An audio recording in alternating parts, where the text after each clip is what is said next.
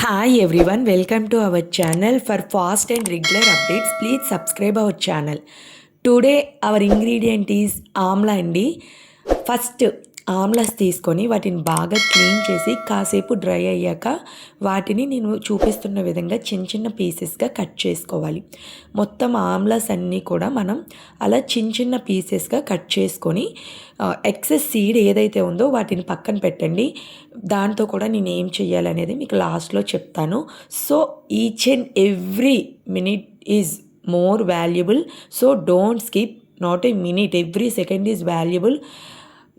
I give valuable information to you in this video. చాలా valuable information అనేది ఇస్తానండి.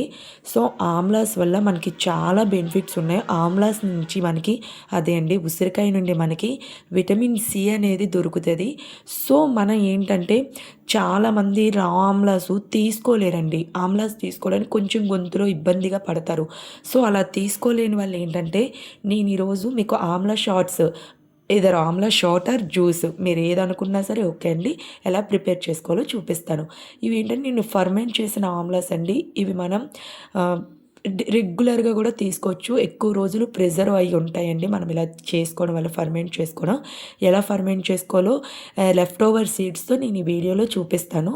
So చెప్పాను కదా, one video more information more benefits అనేసి.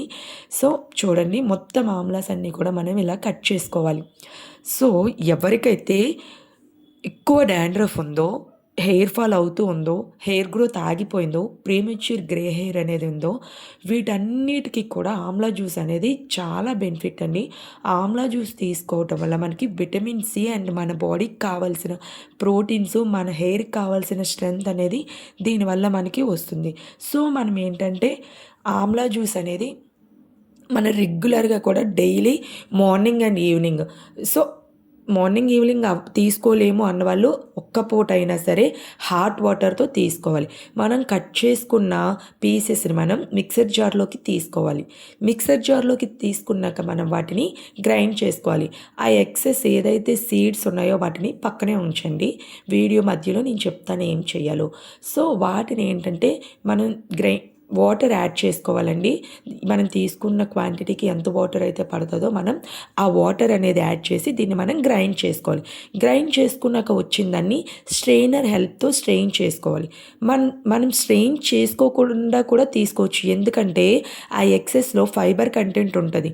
సో నాకేంటంటే నా పాపకు కూడా ఇది డ్రింక్ చేస్తుంది కాబట్టి సో తనకి గొంతులో ఇబ్బందిగా ఉంటుంది అనేసి నేను ఓన్లీ జ్యూస్ తీసుకుంటున్నానండి.